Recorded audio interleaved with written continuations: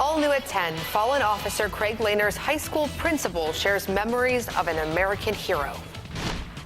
And tonight, a little bit cloudy, a little bit windy, and we're going to see some rain showers move in pretty soon. We'll time out their arrival, plus let you know what's ahead for tomorrow.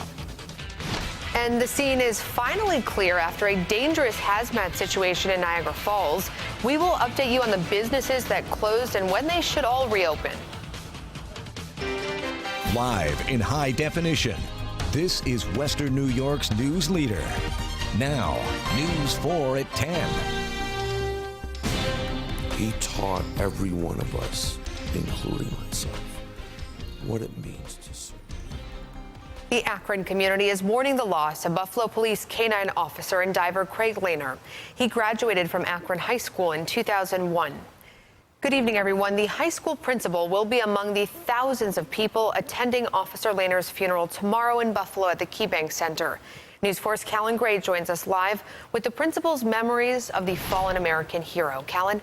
Akron High School Principal Joe Licenti says all of the teachers remember Officer Lehner the same way, as a respectful, hardworking student who gave to others and who left a lasting impression on the community.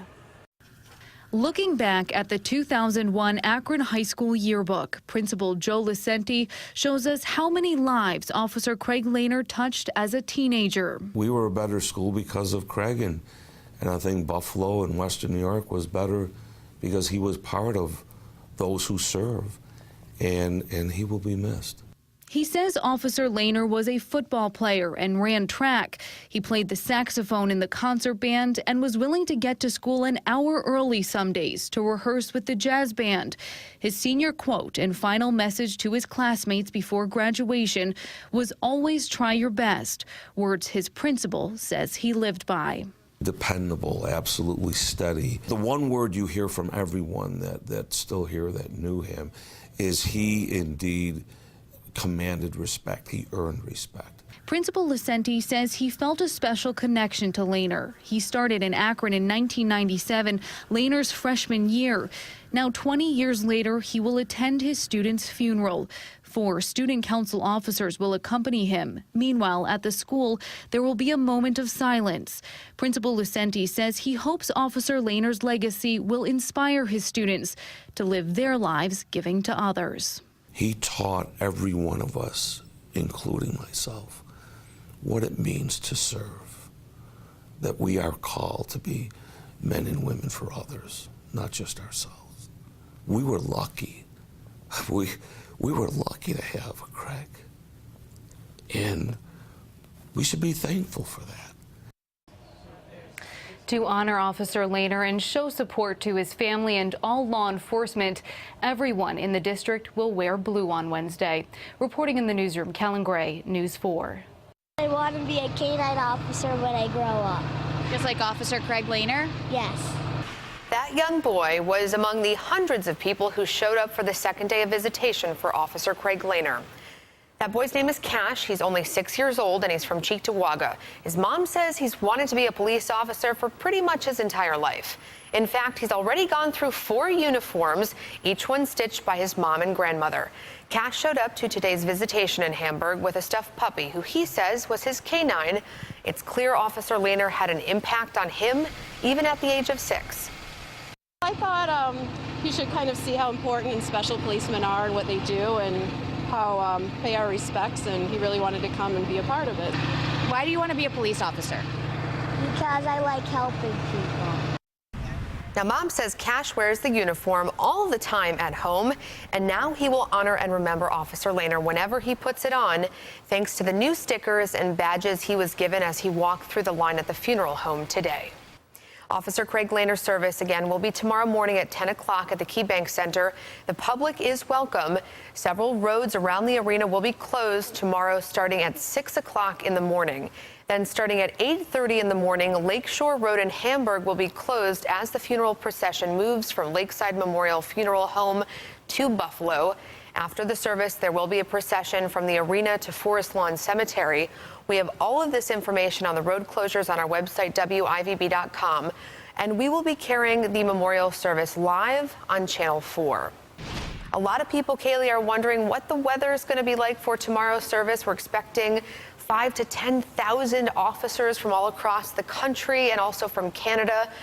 What's the latest on the rain forecast? So the rain forecast isn't that great. Of course, we've got a couple of rain showers making their way north of the city of Buffalo early on tomorrow, say at about 6 or 7 o'clock in the morning.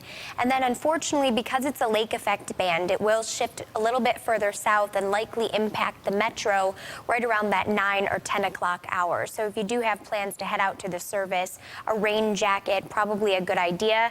Umbrellas will help, but because it will be so windy again tomorrow, you may have to just keep that in mind. Now, I wanted to start with something tonight. This is a picture out of Niagara Falls, and if you look right down by the road, you see those black kind of mountainous looking clouds. Those are actually lake effect clouds, and the reason I bring it up is because we had a lot of viewers send in photos like this one, and it shows you those lake effect clouds kind of building in, and that's what it will look like as we move through the daytime hours of tomorrow too. The difference is we'll be seeing some rain showers from that as well. Now, I wanted to give you a look at the satellite. Right now, we've got pretty much clear skies, just a few clouds moving into the Niagara Peninsula. Rain showers still holding off, but that is going to be changing through the overnight hours tonight. Here's a better look at the timing for the rain we're talking about tomorrow morning. Again, 6 or 7 o'clock, areas across Niagara County will see the first of the rain. By about 9 or 10 o'clock, that lake effect band does stay over the metro until really a little bit later on in the evening before it finally tapers off. So we will focus in a little bit closer to the metro in my full 4 and forecast coming up. We'll also talk about rainfall amounts and how much you can expect.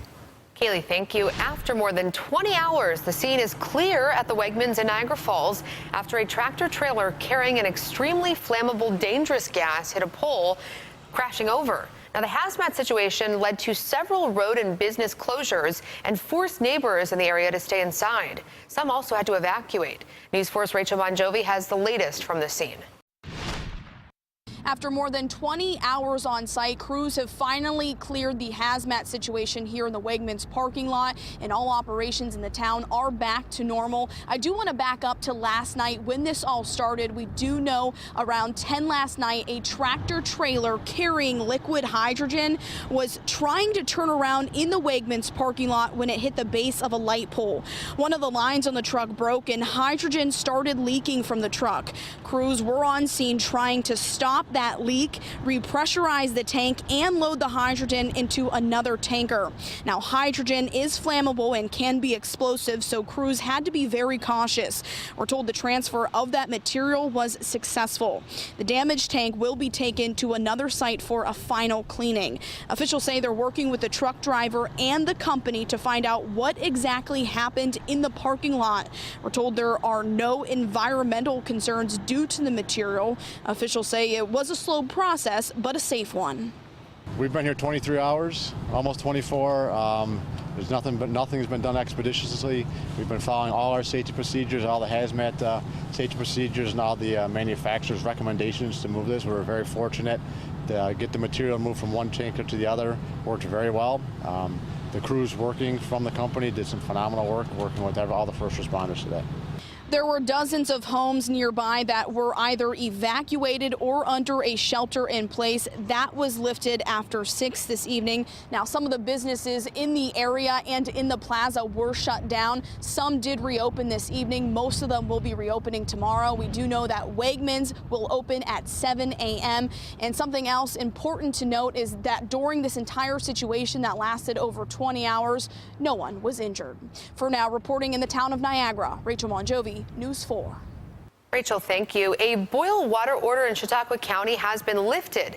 The order had been in effect in the village of Fredonia and the town of Pomfret since Saturday. A big leak was spotted over the weekend.